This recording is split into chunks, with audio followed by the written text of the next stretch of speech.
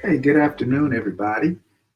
Thank you for joining me today. I really appreciate you um, with us here with Corey Gray, just having a chat today. As you can see, we're doing some things differently, trying to change up the set a little bit to see what we can do. So, over the next few weeks, you're going to see us just try some different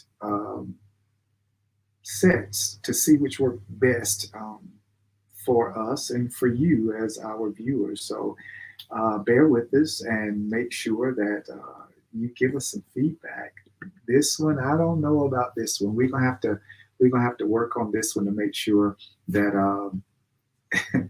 that I'm looking right. So we're gonna keep working on it over the next couple of weeks and make sure that we're good. So bear with us and let's get into it. So here's the thing. As you can see behind me, the title of our talks over the next 3 or 4 weeks is the distance between here and there. So I don't know if you guys remember. Uh, I don't know. 3 or 4 months ago, we talked about this very same topic, and it talked about getting from here to there. I think it's what we entitled it before, and I wanted to come in because I had a couple of people reach out to me and made reference to that very topic about getting from here to there and what I suggest and talking about that. So I thought about it and I gave it just a little bit different spin on it. And we're going to talk about the distance between here and there because I think that that's the problem that gets us.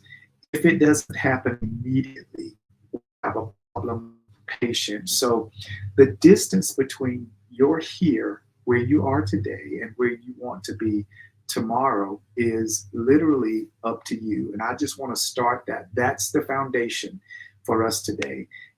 The distance between you're here and you're there, it's all up to you. So, thank you guys for joining me and thank you for always, the input, the encouraging words and so forth and so on. So let's get into it very briefly today. I just want to give you something to chew on for this week. So, you know, I am a big proponent for journaling and setting goals. That's one of the things that helps me stay focused. So I brought today one of my little journals that I use regularly, and I have journal entries. This one is actually the start of um, this year.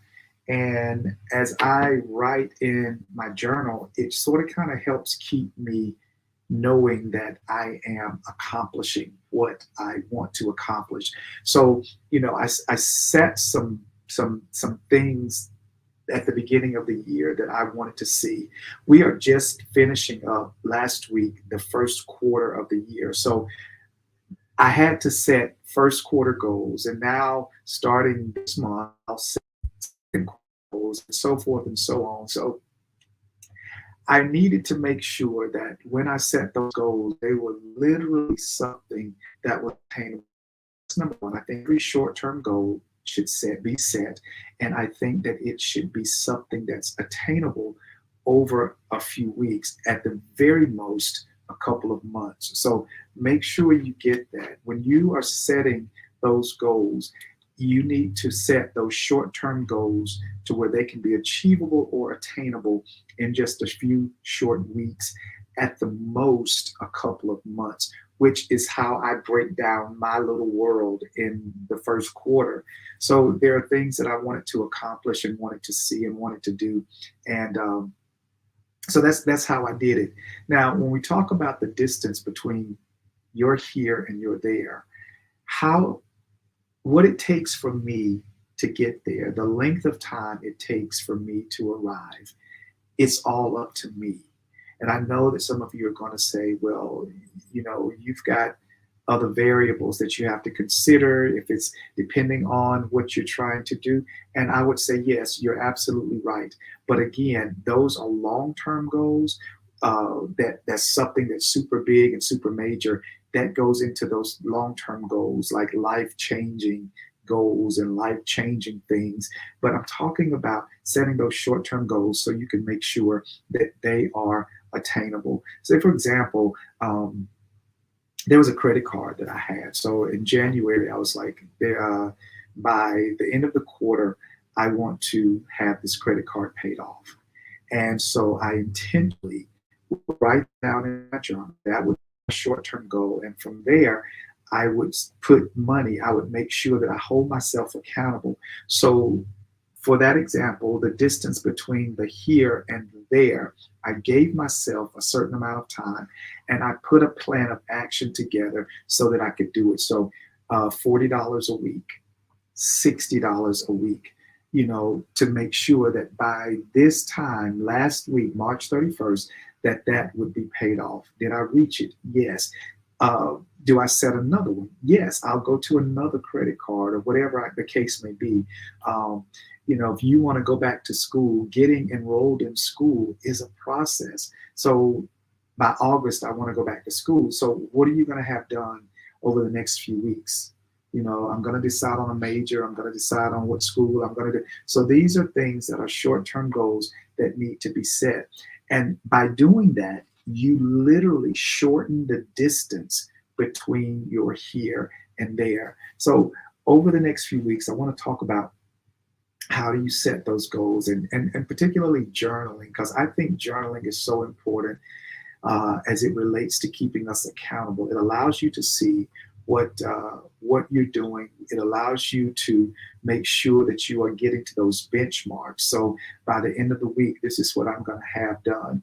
By the end of next week, I'm going to have this part done. By the end of the third week, I'm going to have this. So now you've got a whole month and you can see yourself moving forward to reaching those goals that you set for the end of the first quarter.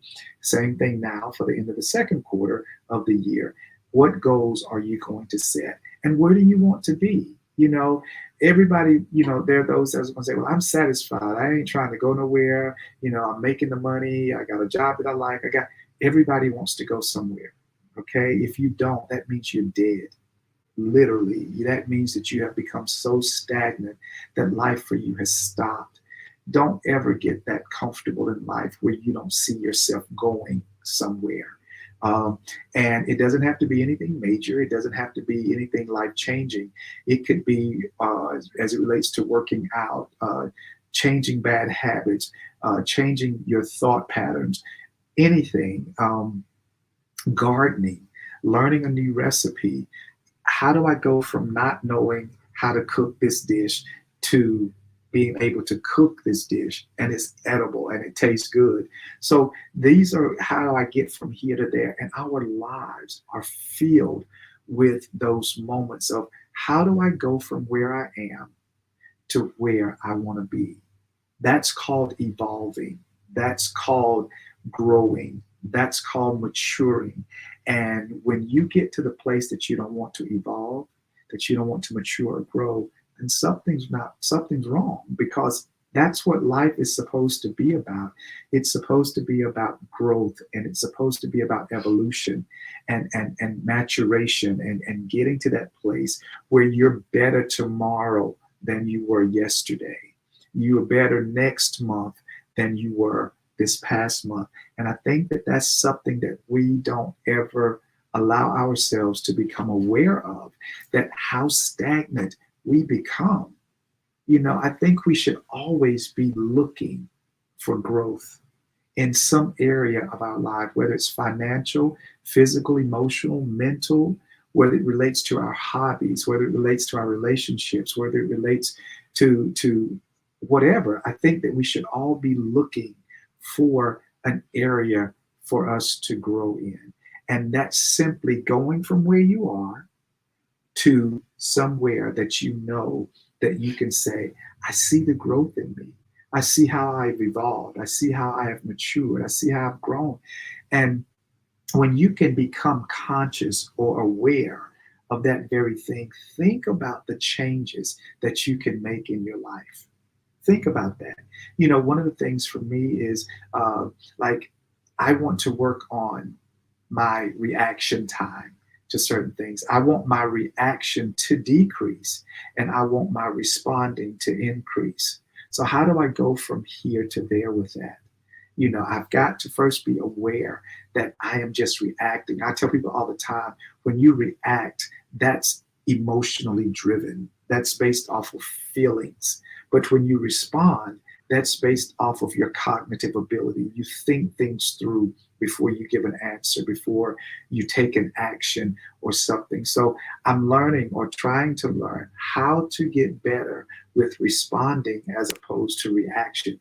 And it's going to take me from going from where I am to where I want to be. And again, this concept, the distance between here and there, can be applied to every single aspect of your life, literally, from learning a new recipe, learning a new skill set, whether it's tapping in your creativity, whatever the case may be. Everybody needs to be moving forward. That's called living. Okay, get that. That's called living, when you're able to move forward in life in any aspect. Okay, so here's what our goals are for this month. We're going to figure out and talk through ways to shorten the distance between here and there. Remember, it's up to you. So over the next few weeks, those are going to be our goals. We're going to try to figure out how we can shorten the distance between here and there, regardless of where you're trying to go or what you're trying to do. We can always shorten the distance. Planning, preparing, setting goals are going to be some of the things that we're going to touch on over the next few weeks as we talk about shortening that distance between your here and where you're trying to go. Okay, so work with me. Why don't you come prepared and you can write down some stuff? I want to share some stuff, some best practices that I do to help shorten the distance between my here and there as it relates to different areas. I gave you a couple of examples. One was, my reaction time versus my response time. And the other one was about, paying off a little bit of debt. How do I shorten that distance? I can't keep talking about it and think that I'm going to move forward. I got to put a plan of action. Action overcomes doubt. Action overcomes worry. Action overcomes all of that. You've got to be able to put some stuff in place. So trust the process, all right? Over the next couple of weeks, we're going to figure out how we can shorten that distance to get from where I am to where I see myself and where I really want to be. What is the shortest, most least path of resistance that I can use to get to where I want to go? All right? That's what we're going to talk about. Keep that in mind. Thank you guys for joining me today. Denise, Catherine, Candy, I appreciate you. Thank you. We are all on the journey, Candy. We are on this journey, and we're going to get better every day. And we're going to figure out how to shorten that distance to get from where we are to where we're trying to go. All right? Thank y'all. See you guys next Sunday. Have a good one.